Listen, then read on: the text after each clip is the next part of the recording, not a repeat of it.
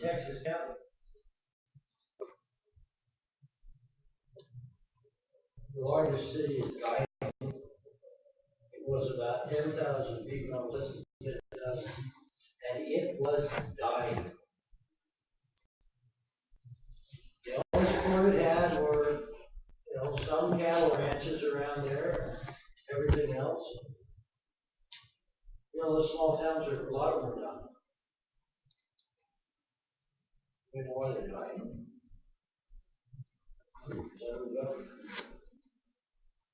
They're dying of old age. When I lived in Campo, if you took away all the kids going to school and a couple of the guys that were running trucking companies or something like that, I was one of the youngest guys. Dying of old age. And what killed them?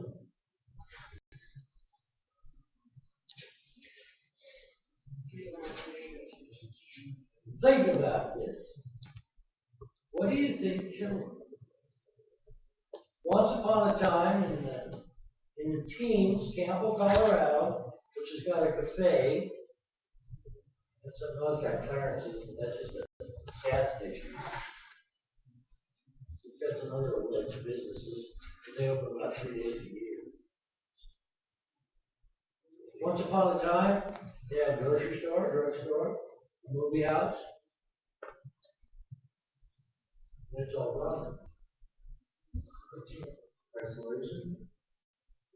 Sort of, yeah. Your isolation kept alive. I'll give you that in. Yeah. Because, it's 1920 and I live in Campo, and I can go to the grocery store, get whatever they have on the shelf. I can go to the drugstore, get whatever they have to offer. Or I can go up to the big city, now that I've got a car, I can go to Springfield. They've got maybe 3 grocery stores and 2 drugstores. And because of the whole idea of the more product you sell, the lower prices, everybody started going to Springfield. The other thing that has drastically affected those small towns are these huge agribusiness companies. And they turn out to be a blessing or a curse. Now we go back to Guymon, Oklahoma, which is dead bang in the middle of the Oklahoma Panhandle.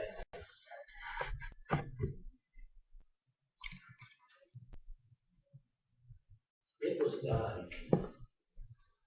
And it was dying bad. Liberal to the north, Dumas to the south, a lot of much better places to shop and whatnot. And the company, the Mexican company, by the name of Seaboard came. And their main interest is pork. And they put in a huge plant. And then they put all over the county, they put what I call pig plants. These little highly concentrated places where they grow pigs. Very, very scientific, very, very controlled. You can't just pull off and go look at one because they're very biologically controlled and everything else. And Guymon is a going Jesse now. Boy, are they having trouble. They are having serious problems. One of the things that's happened is the farmers who were producing pork can't keep up with the prices that Seaboard can give because, this farmer has been slaughtering 2 to 5 pigs a week and taking them to the market. And these guys are slaughtering 10,000, 15,000 pigs a day. And of course, the more you do that, the lower your cost comes, so the cheaper you can sell. Another thing that they really are having trouble with is that Guymon, like so many small towns, was very, very homogeneous. Guymon happened to be very, very Caucasian, very, very Baptist, and very, very old school South. You almost think you were in the South. When I got down there to go to school, somebody told me, welcome to the Buffalo Bible Belt.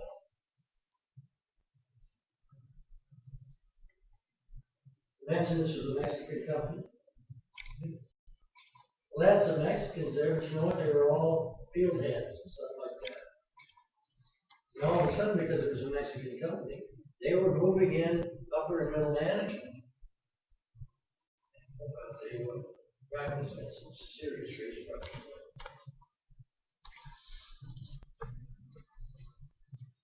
The good thing, bad thing, I don't know. So, but when we start looking at population changes and things like that, we can see, you know, you get some good stuff and you get some bad stuff. And if that kind of change can come over a place like Campbell, Colorado, or Diamond, Oklahoma, think of what something like the Neolithic Revolution is going to do for the whole world.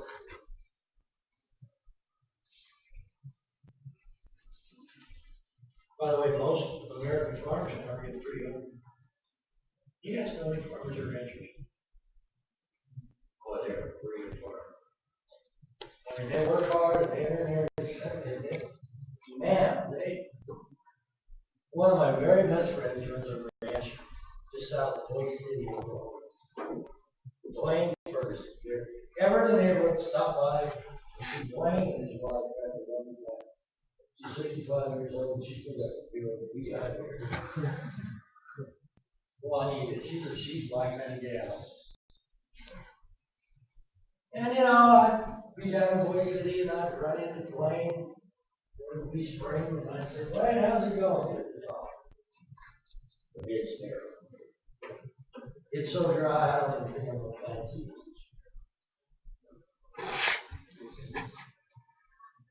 Next year you're running to it and say, Dwayne, how's it going this year? It's terrible. Terrible. It's so wet out there I can't even get my tractor in the field. It sinks in up the axles.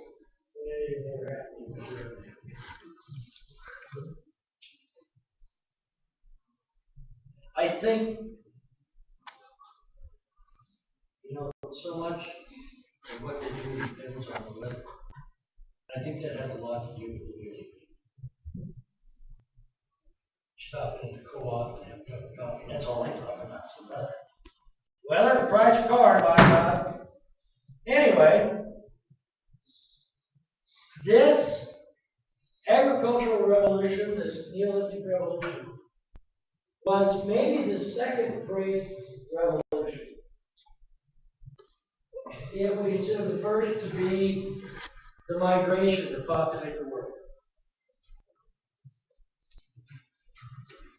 All of a sudden we see people deliberately cultivating, planting and cultivating and domesticating animals. And we kind of touched on this. If I can plant seeds and learn how to plant seeds, and by the way, learn to cultivate and make better seeds, make better food, then I don't have to go chasing around. If I can figure out plants that will keep me fit 12 months out of the year, I don't have to go running around. And what's my other source of food? Oh, yeah, meat. So rather than going out and chasing wild animals, if I can get all the animals and domesticate them and keep them around, herd them, then that takes care of my other source of food. I'm sure there was some interest in finding out what they could domesticate and what they couldn't. Some worked, some didn't.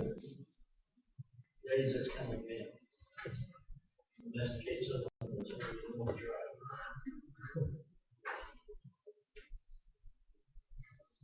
This is going to change the entire outlook of human beings. During the Neolithic age, the Paleolithic age, we're at the mercy of all of that stuff out there, right? And when we shifted to agriculture and animal husbandry, we find out that we control our environment. That's going to take a whole new way of thinking.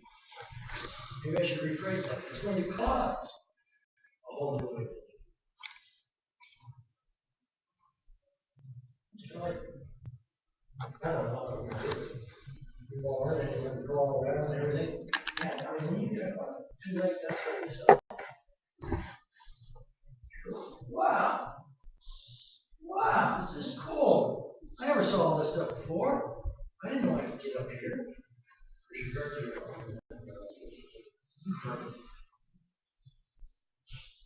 I just remember there was a book that you just weren't in unless you read it. Like 6 Sadly, I don't know exactly. Arthur Price. For the most part, but you know, it was a cult. And it was a story about a guy who took off one summer with his son on the back of a motorcycle. The son was on the back. And it gets pretty long and it gets pretty boring. And you're like, yeah. And all through the book, this kid is, right? And he's probably 10. And he's bright and he's complaining and hot and cold and tired. I want to go home. I want to go home. Da da da da da. And you just want to slap him.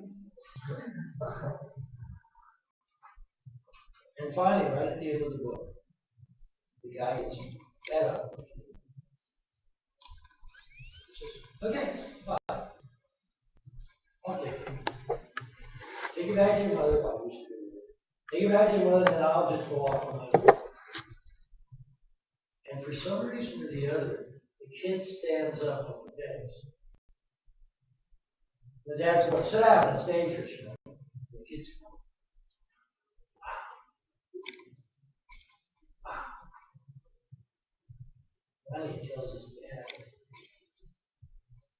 oh, let's see what you have. That must have been what people who started to discover that they could control their environment must have felt. They were still at the mercy of the weather and the rains, all of that, the seasons and everything. But all of a sudden they found out that they had quite a goodly amount of control over their environment. That right there is going to make a huge change in human thought. Some other things are going to really change. I don't have to move every other week. I can settle down. I can build a permanent dwelling, which is probably going to be a heck of a lot more comfortable.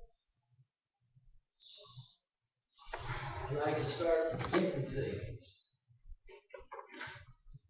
I can start acquiring possessions.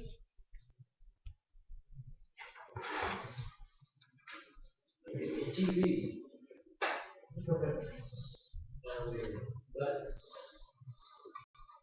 And as I said, those possessions are going to change the relationship between men and women.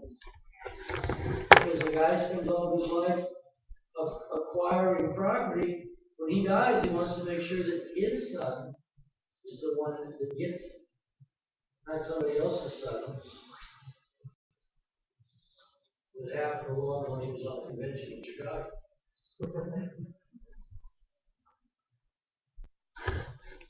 That's going to change a lot of attitudes. How many have some spare time?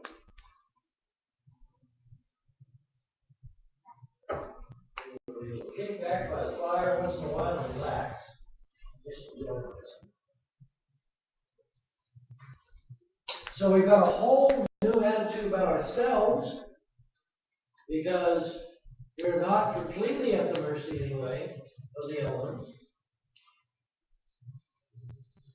We don't have to worry about moving around anymore, so we can settle down, we can live better, we can live easier, which is going to give us more spare time, and we're going to be able to start acquiring possessions.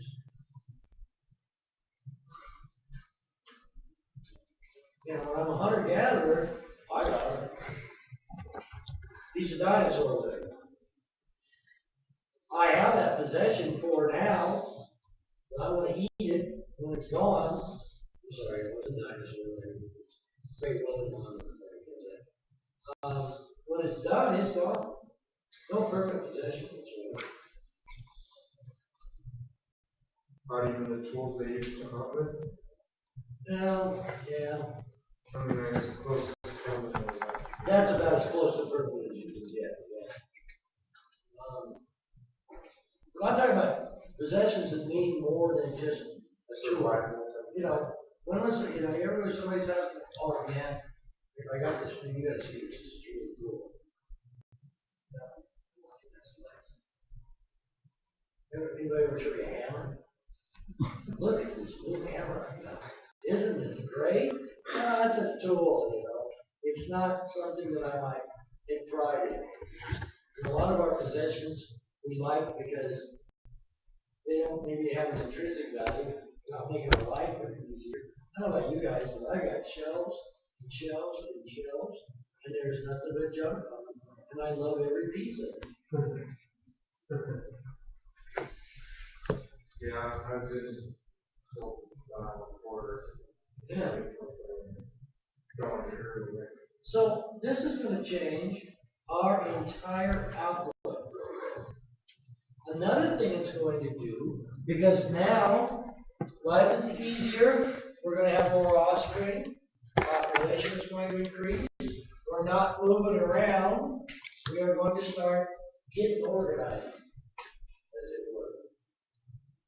We're going to start setting up rules for society, we're going to start having leaders, we are going to start seeing class distinctions a lot more.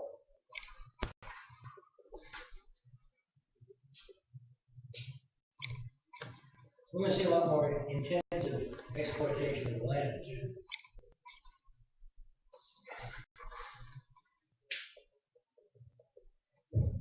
Seem to have happened independently in another number of different areas about the same time. We used to talk about the Fertile Crescent, Southwest Asia. But we also see it happen in some of the areas in sub-Saharan Africa. New Guinea, we're starting to realize it probably also happened in Mesoamerica, Middle America, and probably in Eastern North America. Pretty much all about the same time. About the same time. Most people will stretch that Neolithic revolution out. Here's a revolution, antique revolution. I love that show. What do you think it's worth? I don't know, somewhere between $1.40 and $87,000. Those guys give themselves a lot of leeway sometimes. Me? I'm a historian. Yeah, probably somewhere between 12,000 and 4,000.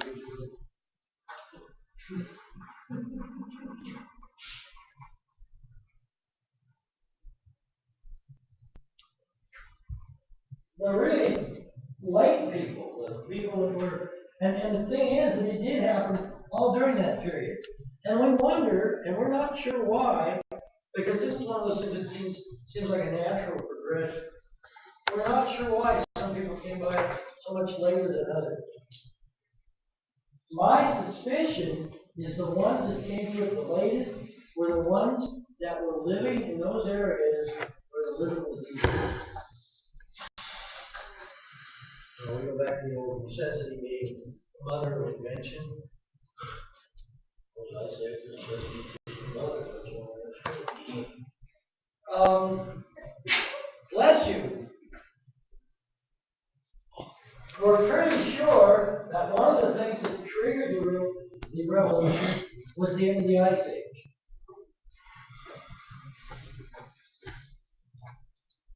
Opened up a lot of new areas to settlement.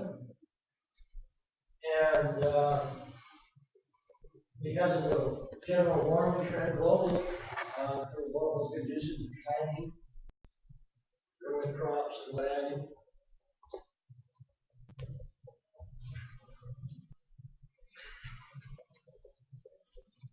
These guys didn't discover everything at once. Even in hunter-gatherer period, they were learning things. They were learning the importance of the diverse diet, for instance. You really need a diverse diet because you need things in your body that all these different things have. It's just simple, the guy, you know, where you're going. And does not live like that alone. He also needs peanut butter.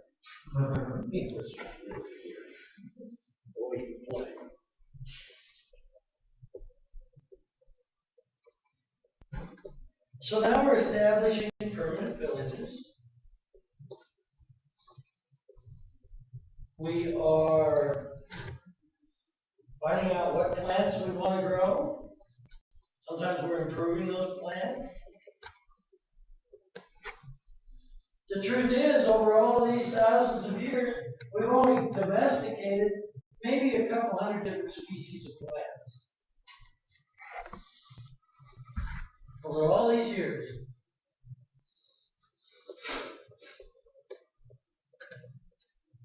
I'm only saying just the difference between flower and wheat. Each of the ones that you have to take care of. Like we love. My godparents. My goddad, he just never slowed down. And my godmom was the same way. They lived up on 30th and High, and that backyard was just gorgeous. Down was always plants.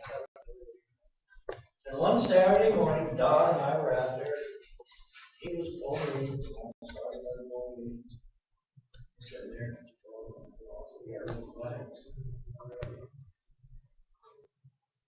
Restored my positive speaking back in. Oh, that's wrong. What?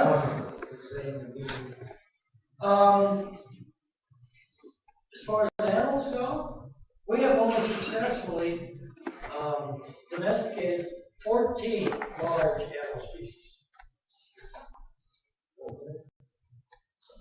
And I can't name them off the right for that for you. So during this era, time period, what do you think the animals that they were trying to domesticate? Pretty much the same thing as what we got now. Cattle? We know goats were really early. We think pigs were pretty early. Cattle for sure. Cattle may well have been early. And my guess is that what we see, if we go back in time, we would see that they would look for animals that were relatively easy to domesticate. And so, you know, well, here's one, let's try this. So they domesticate the donkey. And they go, okay, cut him up and let's see what he tastes like. Right. And then all of a sudden they realize he's good for something else.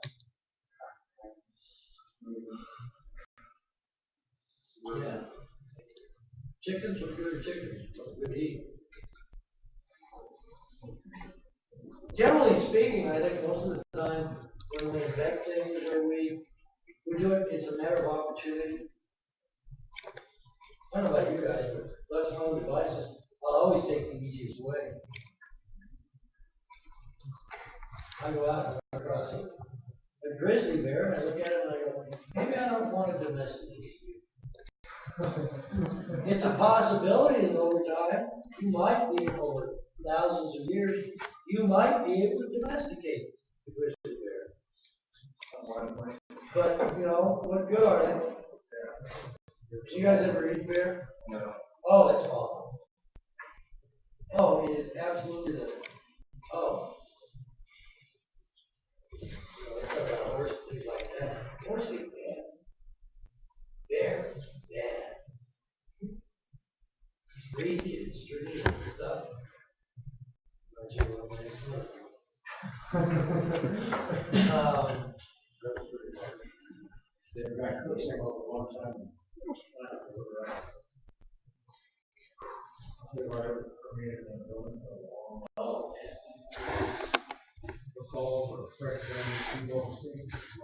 Piece of garbage.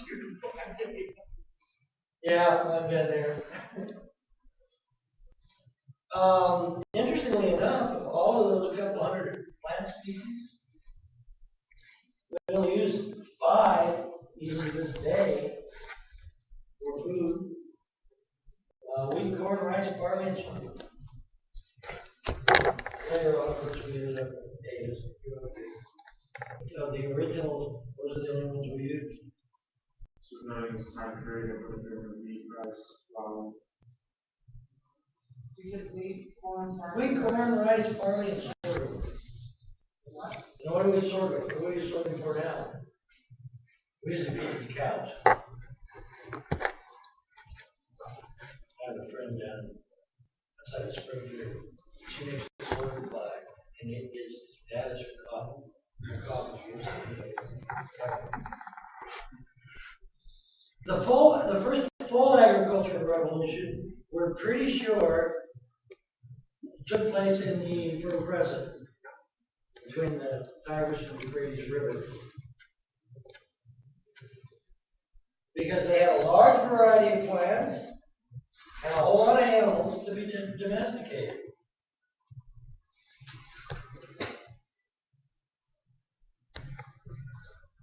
We think what triggered that first total revolution was a series or a period of cold and dry weather. Started about 11,000 BC, and by about 9,500 BC, they were completely in the Neolithic era. We started seeing larger settlements.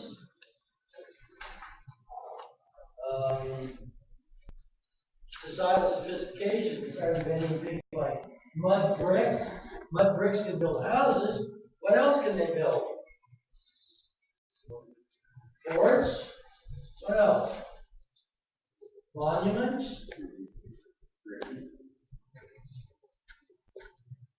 Temples.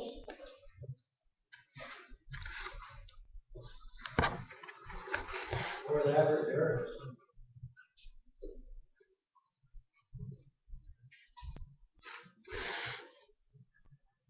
Yes. Can we go back just to, you said the Neolithic era started about 11,000 BC. Yeah. By 950 BC, the whole 9,500 BC. Oh, okay. The Fertile Crescent had completely made the transition. They were really the first, not the whole world, just that Fertile Crescent. They were the first to complete the transition. That make sense? Yes. Groups in sub-Saharan Africa were not far behind.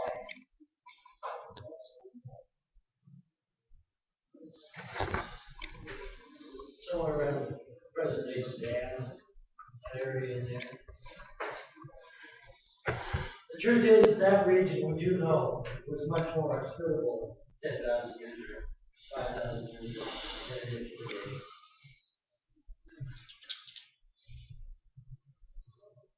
Then we see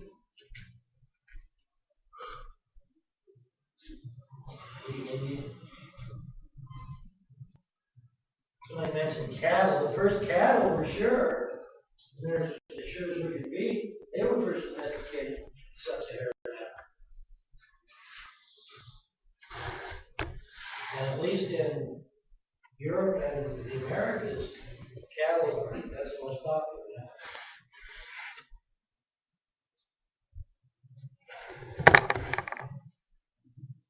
So when we start looking at beasts of burden, the donkey was probably the first.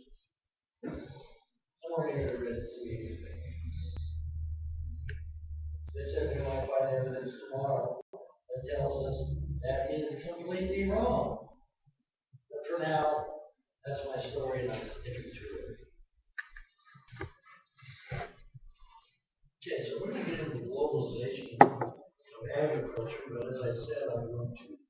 beg your indulgence, so I can see if I don't have to walk back on the list.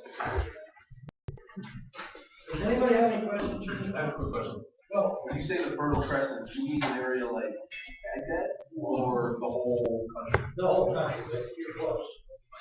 Yeah. You know, it's, if you look at it on a map, it is kind of good. Has it ever been narrowed down to like a small area, say? Okay. Well, I guess it depends on how you look at it. It is kind of a small area. But remember, well, I shouldn't say remember, because they talked about it, yeah. But there were any number of civilizations that grew up here. And when we start looking at the first empire, it's when some of these civilizations started conquering. So this is Fertile Crescent during this time, or